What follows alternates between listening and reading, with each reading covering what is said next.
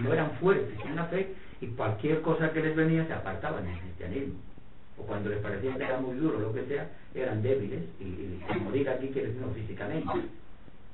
Muchas veces la Eucaristía es la que nos fortalece a nosotros. Ahora, si celebramos la Eucaristía como fuera un rito vacío, porque los ritos pueden estar llenos de símbolos o pueden estar vacíos.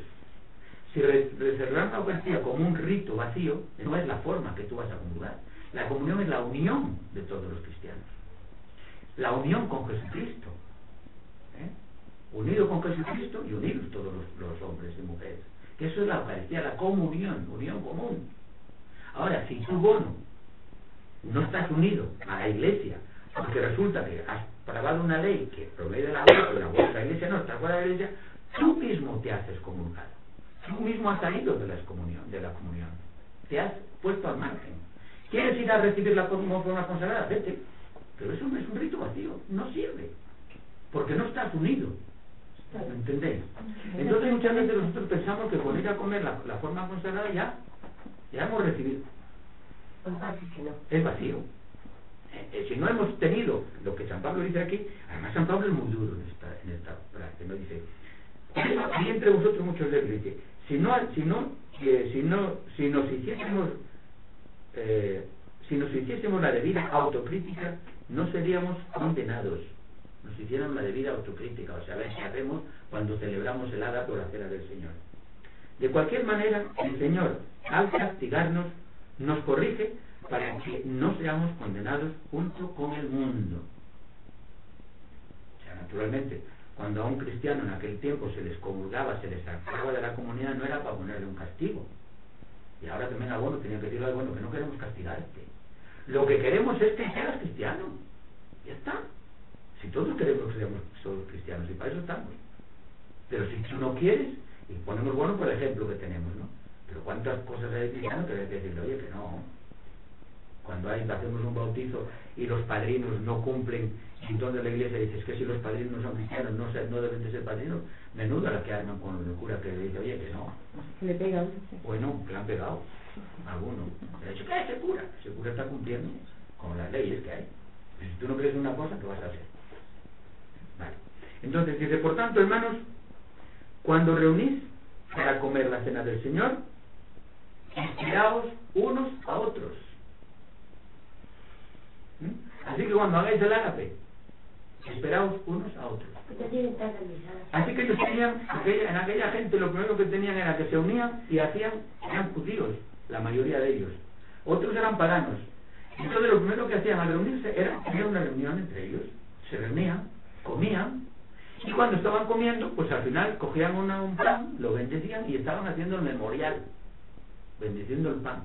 Y al comer aquel pan ya bendito, el que presidía, pues estaban haciendo la cena del Señor. Y en algunos sitios luego seguían hablando y luego bendecían la copa, y cuando bendecían la copa lo hacían en memoria de Jesús.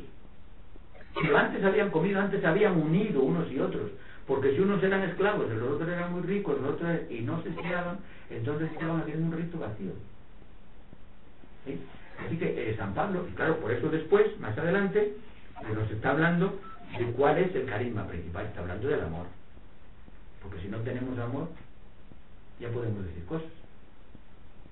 Además, los primeros cristianos, pues precisamente creció tanto el cristianismo, porque decía, mira cómo se aman unos y otros. También se ha ido una homilía, ¿no?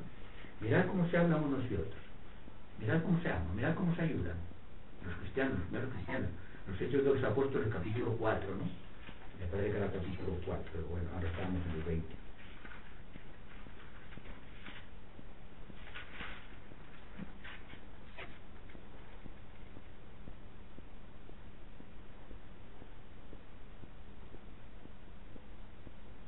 En el 4.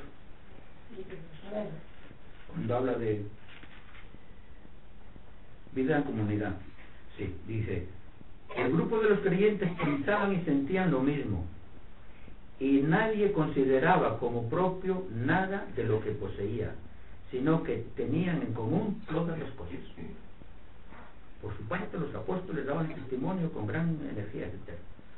O sea, que tenían en común, ponían en común el que tenía dinero ponía ese dinero en común para que los que no tenían comieran y estuvieran.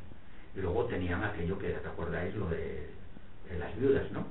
Cuando hubo divisiones entre ellos, que si unas viudas, justamente, las viudas de Jerusalén parece que comían bien, y las viudas que venían de la diáspora del helenismo parece que no comían, porque no las trataban tan bien. Entonces eligieron los siete diáconos para que sirvieran a la mesa. Y los apóstoles dedicarse a la predicación y hacer lo que tenían que hacer, porque si no, entretenerse en la mesa. Bueno, entonces aquí en el capítulo 20 es donde nos dice precisamente cómo en los Hechos de los Apóstoles. Los Hechos de los Apóstoles ya es un escrito bastante más tarde que San Pablo. Los Hechos de los Apóstoles es pues muy probable principios del siglo II, finales seguro del primero, principios del segundo. San Lucas escribió primero el Evangelio y luego un poco más tarde escribió los Hechos de los Apóstoles. Y aquí en los Hechos de los Apóstoles, en el capítulo 20, es cuando nos narra de lo que pasó un día en una celebración, y dice: cuando el domingo nos reunimos para la fracción del pan. Así que el domingo, hablando aquí, nosotros nos embarcamos, Filipe, porque es los viajes de San Pablo, ¿no? Y entonces dice, el domingo nos reunimos para la fracción del pan. Y llegó a un sitio, y allí en aquel sitio se reúnen para la fracción del pan. ¿Qué día se reúnen? El domingo, para la fracción del pan. ¿Cómo le llamaban a la Eucaristía? La fracción del pan. Porque partían el pan entre todos, lo compartían y le llamaban la fracción del pan, o la memoria del Señor. Pablo, que tenía que irse al día siguiente, les estuvo hablando y prolongó su discurso hasta medianoche. Así que estaba pesado que yo todavía. Discurso hasta medianoche. Había abundantes lámparas en la sala donde estaban reunidos. Esto es importante. ¿Qué hacen las lámparas? Dar luz. O sea, había bastante luz. Y simbólicamente la luz, ¿qué es? La luz tiene mucho simbolismo, es fuertísimo. Luz de Cristo. La gloria de Cristo. La luz es la fuerza, la gloria, el calor. Esto es luz también, nos da calor. La luz da alegría, la luz da vida. Pues en aquella sala había mucha luz. Y dice que no había solamente una velita. Aquí no lo habéis hecho alguna vez. Me acuerdo cuando yo llegué a Málaga, que venía de África. Un día se me olvidó ver las velas, las dos velas que ponen al lado del altar, y viene una abuelita y dice: ¡ay, encienda usted las velas, si no la misa no sirve!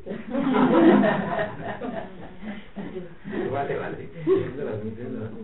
Es la luz, es un simbolismo muy fuerte. Así que había lámparas en la sala donde estaban reunidos. Un joven llamado Eutiquio estaba sentado en alféizar de una ventana, y como Pablo se alargaba en su discurso, se fue quedando profundamente dormido. Así que San Pablo me lo durmió. Tan pesado estaba el hombre. Vencido por el sueño, se cayó desde el tercer piso abajo, y cuando lo recogieron estaba ya muerto. Bueno, Pablo entonces bajó, se echó sobre él y tomándolo en sus brazos dijo: no os alarméis, porque está vivo. Porque se habría caído, pero bueno, le pegó un porrazo, pero estaba vivo. San Pablo dice: no os alarméis, estaba vivo. Volvió a subir, partió el pan, y una vez que hubo comido, continuó conversando largo rato hasta que se hizo de día. Así que fijaros aquí, primero estaba el discurso, luego le pasa la homilía, luego come, porque ya había terminado la homilía y todo, y después come para irse. Y cuando estaba comiendo era cuando hacía la bendición del pan y la bendición del cáliz. En cuanto al muchacho, lo llevaron vivo con gran consuelo para todos. Bien, pues yo creo que con esto nos hemos dado una idea de cómo celebraban la Eucaristía los primeros cristianos en tiempos de San Pablo.